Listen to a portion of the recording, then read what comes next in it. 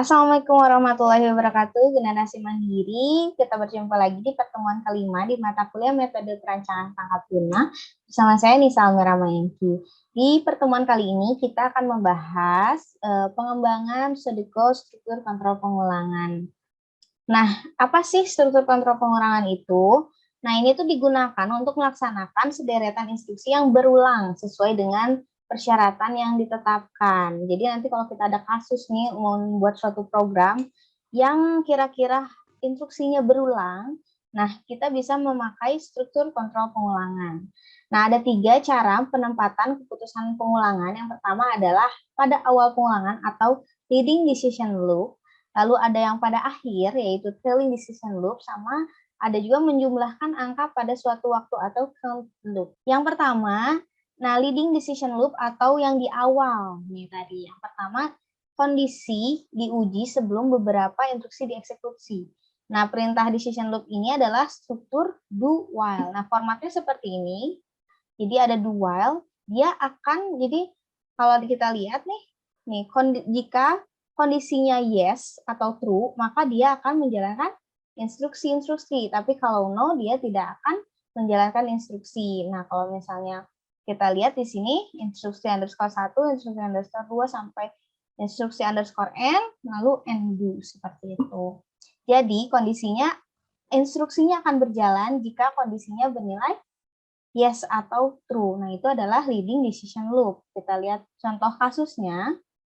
Nah, jika sebuah hotel membuat penomoran kamar yang dikelompokkan berdasarkan bilangan genap. Jumlah kamar yang tersedia adalah 5 kamar. Berikan bilangan genap sesuai dengan banyaknya kamar. Nah, ini salah satu contoh decision loop, yaitu pengulangan nih. Next, nah yang pertama kita adalah definisikan masalahnya dulu. Nah, yang harus diinput apa? Yang pertama yaitu jumlah kamarnya dulu, ada berapa. Lalu outputnya adalah 5 deret bilangan genap. Lalu prosesnya adalah kita bikin rumus yaitu if atau jika I kurang dari sama dengan jumlah kamar, lakukan pengulangan berikut, yaitu A ditambah 2, lalu cetak A. Karena tadi yang diminta adalah bilangan genap, ya. Nah, kita buatkan outline solusinya. Yang pertama, inputnya dulu yaitu baca N. Lalu prosesnya menggunakan do while I kurang dari sama dengan N, maka masuk ke instruksi A sama dengan A tambah 2, lalu I sama dengan I tambah 1, lalu cetak A, lalu N do. N do ini N do while, jadi prosesnya berhenti. Lalu kita output atau cetak A. Nah, lalu kita buat nih dalam program yang namanya adalah program bilangan genap. Nah, kita deklarasikan dulu nih. Integer A sama dengan 0, integer I sama dengan 1, lalu integer N.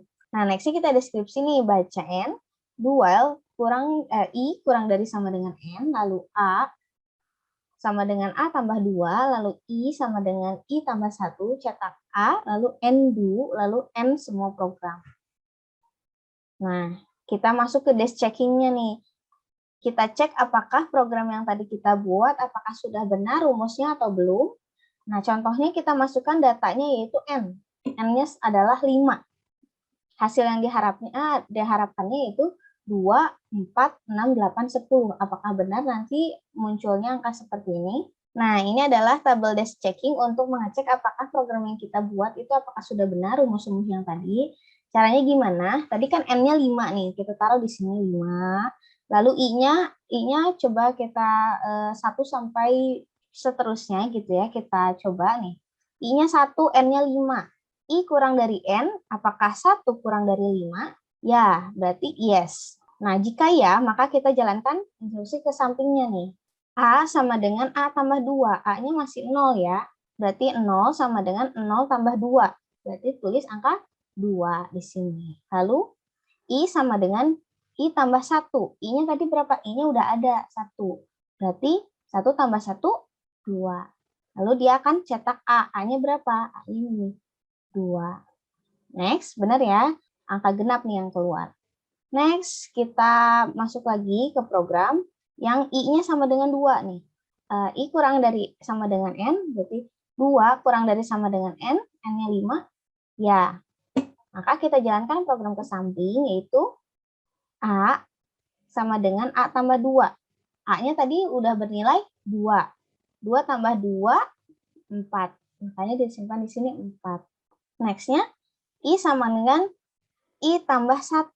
I-nya bernilai 2 ditambah 1, 3. Nah, cetak A-nya berapa? 4. Itu sudah benar ya, angka genap dan seterusnya seperti itu. Nah, yang berbeda bagaimana jika I-nya sama dengan 6 nih. Terus I-nya sama dengan N-nya sama dengan 5. Kita ini 6 apakah kurang dari sama dengan 5? Tidak, maka no. Makanya prosesnya, rumusnya tidak dijalankan. Seperti itu. Nih kita lihat di sini. Balik lagi ke belakang. Nih, jika kondisi yes, maka diteruskan ke instruksi, tapi jika no, instruksi berhenti. Seperti itu. Nah, seperti itu ya. Jika yes, kita jalankan prosesnya, instruksinya, tapi jika no, kita berhenti. Berarti programnya berhenti. Maka nanti akan dicetak 2, 4, 6, 8, dan 10. Apakah benar hasil yang diharapkannya? Benar. Berarti program yang tadi kita buat sudah betul. Nah, itu adalah leading decision loop. Nah, sekarang kita ke trailing decision loop. Nah, trailing decision loop ini beberapa instruksi dieksekusi sekali sebelum kondisi diuji. Jika kondisi false, instruksi akan diulang sampai kondisi bernilai true. Jadi, jika kondisinya salah, dia akan melakukan pengulangan atau looping hingga kondisinya bernilai yes atau true. Nah, perintah trailing decision loop ini adalah struktur repeat until. Nah, format struktur pengurangan repeat until seperti ini. Jadi, kondisi, lalu jika no, dia akan terus masuk ke instruksi. Lalu masuk lagi ke sini. Kondisinya terus sampai jika yes, baru ke bawah. Seperti itu. Nah, ini untuk trailing decision loop. Contohnya gimana? Contohnya, sebuah bank membuat nomor antrian berdasarkan bilangan ganjil. Jumlah antrian maksimal 5, berikan bilangan ganjil sesuai jumlah antrian. Nah, kita definisikan masalah dulu. Yang pertama itu inputnya apa? Inputnya itu jumlah antrian, lalu outputnya 5 deret bilangan ganjil. Kalau tadi genap, sekarang ganjil. Nah, prosesnya gimana? Yaitu if I atau jika I kurang dari sama dengan jumlah antrian, lakukan pengulangan berikut. Cetak A sama dengan A tambah 2. Nah, kita buatkan outline solusinya. Yang pertama kita proses input dulu, baca N, lalu proses repeat, cetak A sama dengan A tambah 2, lalu I sama dengan I tambah 1, until I lebih besar dari N, lalu cetak A. Nah, kita buatkan di dalam program nih, masukkan ke dalam program, yaitu program bilangan ganjil. Kita deklarasikan dulu, integer A sama dengan 1, integer I sama dengan 1, integer N. Kita deskripsikan, baca N, repeat, cetak A sama dengan A tambah 2, I sama dengan I tambah 1, until I kurang dari sama dengan N, lalu N do, atau N repeat, lalu N. Nah, kita coba apakah program yang tadi kita buat, apakah sudah sesuai untuk menjadi solusi dari masalah perbankan tadi. Nah, kita masih sama, kita pakai N-nya contohnya 5 ya. Hasil yang diharapkannya itu 1, 3, 5, 7, 9. Nah, next kita masuk ke tabel desk checking. Apakah tadi program yang kita buat itu sudah benar untuk memberikan solusi masalah antrian perbankan. Nah, kita masukkan I dulu, tabel I, yaitu 1, 2, 3, 4, 5, 6. Lalu tabel N berdasarkan data N ini, jadi 5, tulis angka 5 semua. 5 semua di sini, lalu cetak A. Nah, A-nya 1 sesuaikan dengan hasil yang diharapkan nih, 1, 3, 5, 7, 9, 1, 3, 5, 7, 9. Masuk kita ke instruksi, yaitu A sama dengan A tambah 2. A-nya berapa? 1 ditambah 2, 3. Lalu kita masuk ke instruksi berikutnya, yaitu I sama dengan I tambah 1. I-nya berapa? I-nya 1 ditambah 1, 2. Apakah 2 lebih besar dari 5? Tidak, maka dia akan masuk ke proses selanjutnya nih, ke sini. Gitu. Jadi ngelupinnya jika no sampai yes. Gitu. Kalau tadi jika yes terus sampai no, nah sekarang jika no terus sampai yes, nah maka program berhenti. Seperti itu ya. Nah ini dia contoh dari count loop. Nah selanjutnya ini contoh kasus dari count loop, yaitu buatlah sebuah deret bilangan sebanyak 5 yang menampilkan angka 1, 4, 9, 14, dan 25. Nah, gimana caranya? Pertama, kita definisikan masalah dulu. Kita buat inputnya apa? Itu input jumlah bilangan. Lalu outputnya apa? Outputnya itu 5 deret bilangan akar kuadrat. Nih, 1, 4, 9, 14, 25. Prosesnya, jika I kurang dari sama dengan jumlah bilangan, lakukan pengulangan berikut. Cetak A sama dengan SQR dalam kurung A. Nah, kita buatkan nih dalam outline solusinya kayak gimana. Pertama, inputnya apa? Baca N. Lalu prosesnya gimana? For I sama dengan I to N, cetak A sama dengan SQR A, lalu N for, atau berhenti untuk for ini, pengulangan ini, lalu outputnya cetak A. Nah, setelah kita buat, tadi kita masukkan ke dalam program, yaitu program bilangan kuadrat, karena menghasilkan bilangan kuadrat sesuai data yang input. Pertama kita deklarasikan dulu. Yang pertama integer A, integer I, dan integer N. Lalu deskripsi, masuk ke rumusnya itu baca N. For I sama dengan I to N, cetak A sama dengan SQR I, N for, atau dan N. Nah ini adalah rumus SQR ini adalah untuk menghitung nilai kuadrat. Nah, rumusnya adalah SQR. Nah, kita masukkan ke dash setting seperti biasa. R-nya sama dengan 5. Lalu hasil yang diharapkannya 1, 4, 9, 16, 25. Oke, sekarang kita masuk ke tabel dash checking. Gimana caranya? Yang pertama, biasa kita masukkan I-nya dulu. Ini 1, dan seterusnya. Lalu N-nya sama dengan 5, seperti tadi soal. Nah, lalu kita masukkan kondisinya nih, yaitu apakah I kurang dari sama dengan 5, I-nya 1 kurang dari sama dengan 5, yes, maka yes. Lalu kita masukkan ke rumus, yaitu A, SQR-nya sama dengan I, SQR I. SQR itu berarti pangkat dari I. Nah, pangkat dari I berarti 1 dikali 1. 1 pangkat 2. 1 pangkat 2 berapa? 1. Ini harusnya 1 ya. Lalu nanti cetak A berarti 1. Ini salah ya, ini nih. Ini salah. Lalu I-nya berapa? I-nya 1 tambah 1, 2. Maka nanti akan I-nya muncul 2. Oke, next. Kita masuk ke selanjutnya, yaitu I-nya 2. Apakah 2 kurang dari sama dengan 5? Yes. Maka A sama dengan 2 pangkat 2. 2 kali 2, 4. Berarti ini udah benar ya. Cetak angka 4, betul. Ini betul. 4. Lalu I sama dengan I tambah 1. I-nya berapa? I-nya 2 tambah 1, 3. Ya, ini sudah betul. Lalu next-nya kita masuk ke yang sini. Itu apakah 3 kurang dari sama dengan 5? Ya.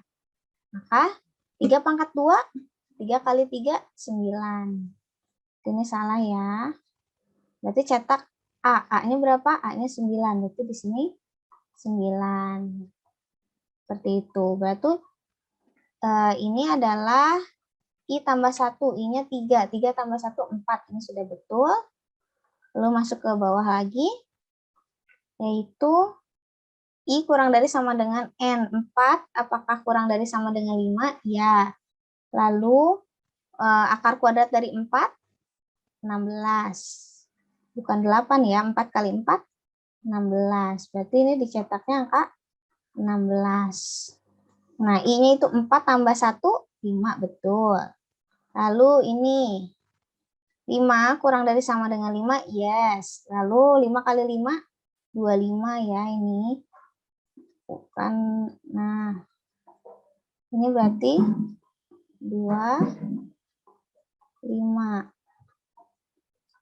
Nah, 5 tambah 1, 6. Berarti betul. Nah, lalu masuk ke sini, apakah 6 kurang dari sama dengan 5? No, maka rumus ini tidak dijalankan. Ya. Nah, berarti nanti yang akan muncul adalah 1, 4, 9, 16, dan 25. Ini adalah hasil dari tabel dash checkingnya ya. Coba kita lihat. 1, 4, 9, 16, 25.